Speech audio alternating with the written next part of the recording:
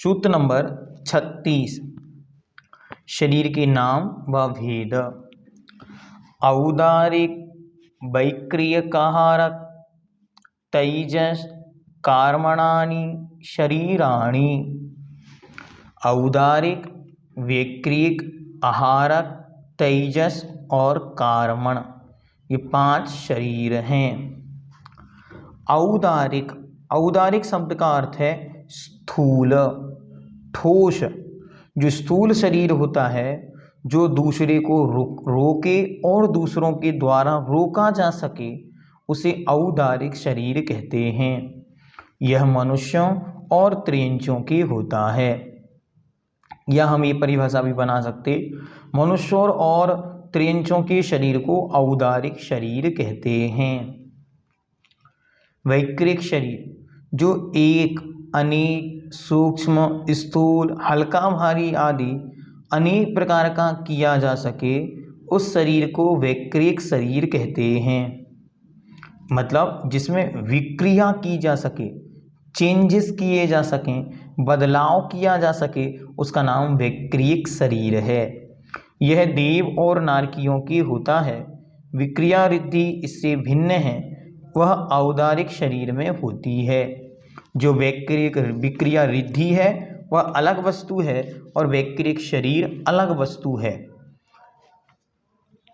आगे कहते हैं आहारक शरीर। आहारक शरीर क्या है? सूक्ष्म पदार्थ का निर्णय या वंदना करने के लिए 6वें गुणस्थानवर्ती मुनि महाराज के मस्तक से एक हाथ का जो पुतला निकलता है, उसे आहारक शरीर कहते हैं।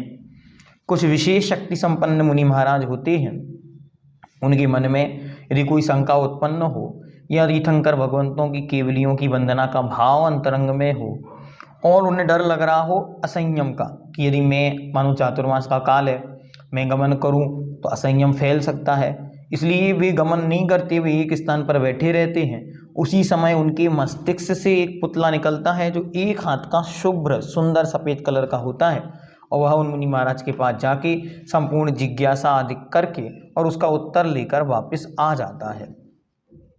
इसे बोलते हैं आहारक शरीर। फिर तेजस शरीर। औदारिक आदिक शरीरों में तेज कांति देने वाले शरीर को तेजस शरीर कहते हैं। तेजस शब्द का अर्थ है ओज, चमक। तो जो शरीर को चमक देता है उसका नाम तेजस शरीर है। तेजस शरीर भी 2 प्रकार का होता, एक जो शरीर से बाहर निकल सकता है और एक शरीर में ही रहता है। तो जो शरीर से बाहर निकल सकता है वो तेजस पुतले के रूप में निकलता है, जो 2 प्रकार का होता है, एक शुभ और एक अशुभ। अशुभ तेजस और शुभ तेजस रूप से यह 2 भागों में विभक्त होता है, जिसे निश्रणात्मक और अनिश्रणात्मक बोलते हैं।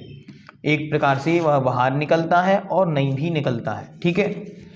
फिर इसके बाद आया कर्मण शरीर। कर्मण शरीर क्या है? तो कर्मों का जो पिंड है, अभी आपने विग्रहगतहु कर्म योगा में पढ़ा था कि जो कर्मों का पिंड है उसका नाम कर्मण शरीर है। ये ऐसा शरीर है जो अनादिकाल से आज तक हमारी देह में सदा सदा से विद्यमान है, या मानो जो भी कर्म हम बांधते हैं वह उस कर्म रूप पिंड का आकार लेकर और हमारे शरीर में विद्यमान रहता है। कैनावर्णादिक 8 कर्मों के शरीर को कर्मण शरीर कहते हैं, ठीक है। और तेजस के लिए क्या कहा? औदारिक आदिक शरीरों ने तेज कांति देने वाले शरीर को तेजस शरीर कहते हैं।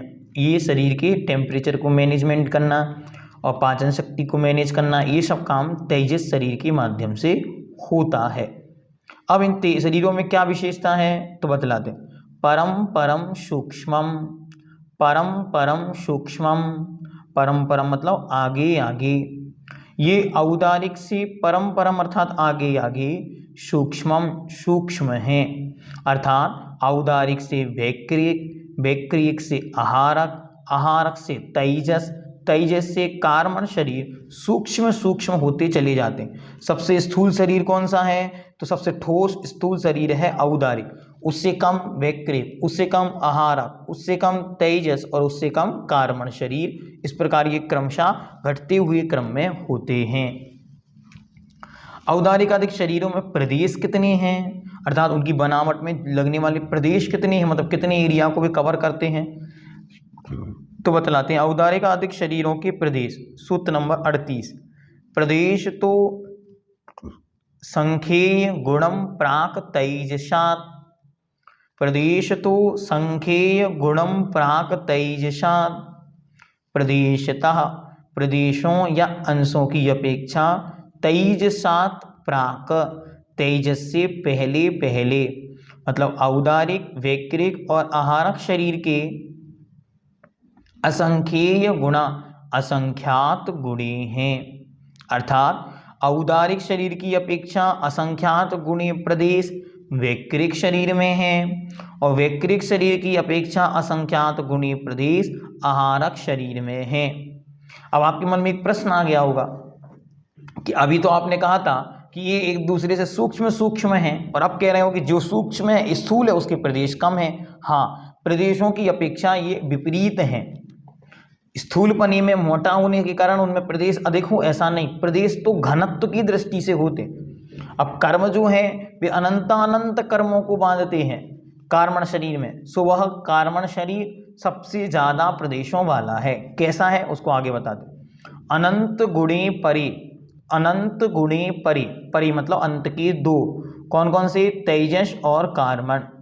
शेष दो शरीर अनंत गुणे परमाणु वाले हैं।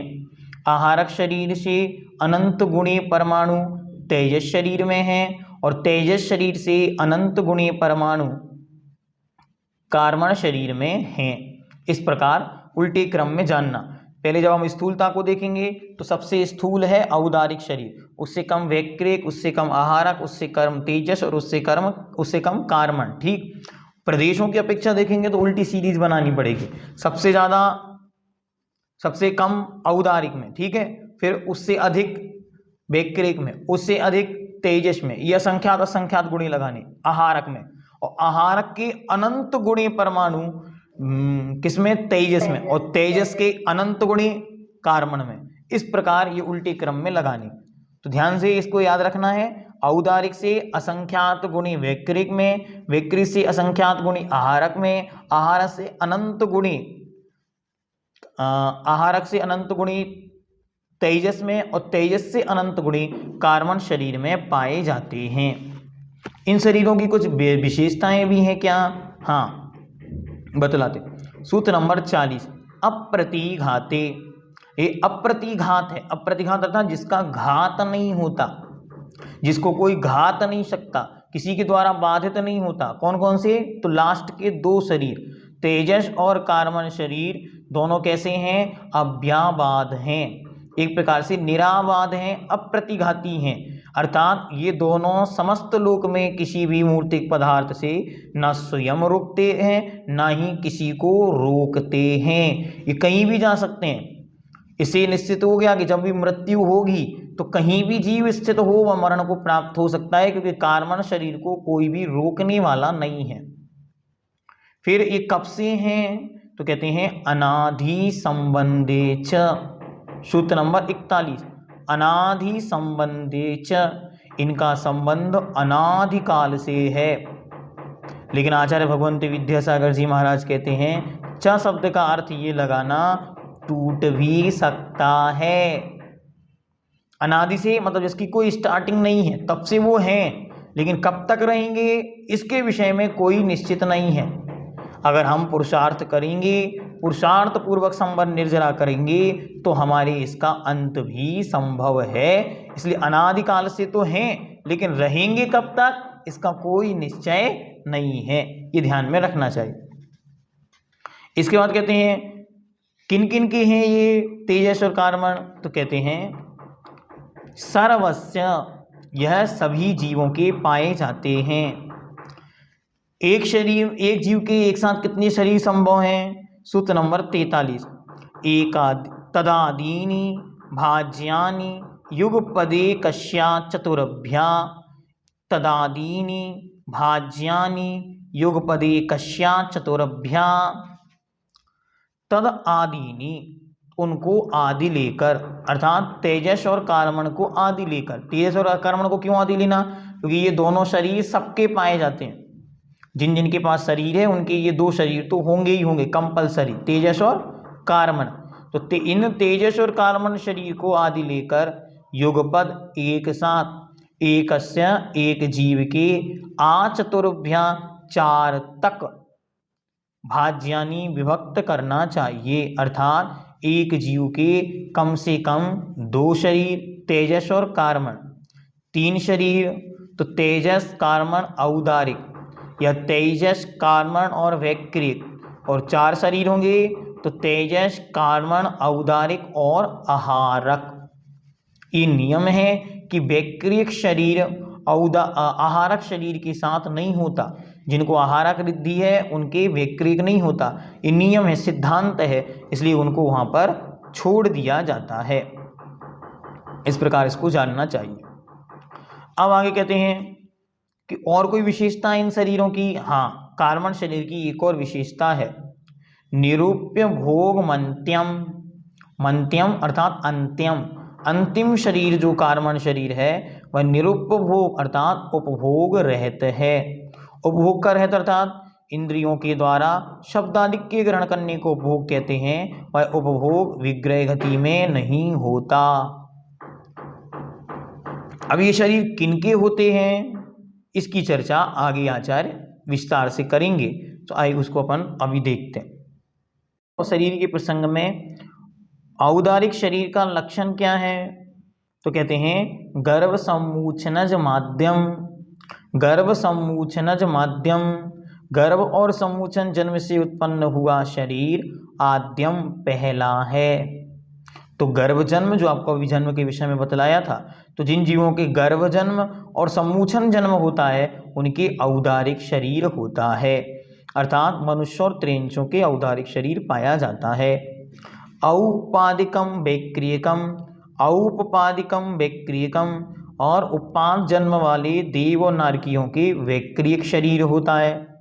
इस वैक्रियक शरीर में कोई विशेषता है? कहते हैं हाँ, लब्धि प्रत्ययम च। लब्धि प्रत्ययम च, यह वैक्रियक शरीर लब्धि प्रत्यय भी वाला होता है। लब्धि इसमें निमित्त बन जाती है। लब्धि अर्थात रिद्धि, विशेष तपस्या। तो विशेष तपस्या करने से जो रिद्धि प्राप्त होती है उसे लब्धि कहते हैं, और यह वैक्रियक शरीर लब्धि के माध्यम से भी प्राप्त होता है। तेजस्यमपि, और तेजस शरीर भी रिद्धि के माध्यम से प्राप्त होता है। तेजस शरीर दो प्रकार का होता है, एक शरीर में ही रहकर उसको कांति देने वाला, जो शरीर में ओज और तेज का काम करता है, जो सब संसारी जीवों के होता है। दूसरा शरीर से बाहर निकलने वाला होता है, वह भी दो प्रकार का, एक शुभ रूप और एक अशुभ रूप। जो शुभ रूप होता है वो शरीर से निकलता है और सारे संसार के कल्याण के हेतु निकलता है, कल्याण करके वापस शरीर में प्रवेश कर जाता। दूसरा जो होता है वह अशुभ होता है और वह एक अग्नि के विलाव के रूप में निकलता है और नाश करके वापस उसी में समा जाता, जैसे आपने सुना होगा द्विपायन मुनि का इस प्रकार से। आगे कहते हैं आहारक शरीर का लक्षण और विशेषता। सूत्र नंबर 49, शुभम विशुद्धमव्याघाति चाहारकम प्रमत्त संयतस्येव।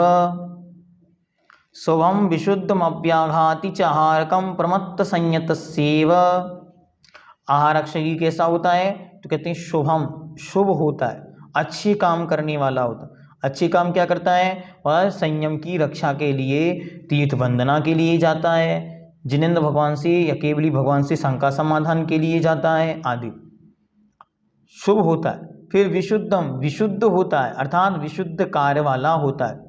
फिर अव्याघाती, वह किसी के द्वारा भी बाधा को प्राप्त नहीं होता, कोई भी उसे रोक नहीं सकता, वो किसी के द्वारा रुकता नहीं है।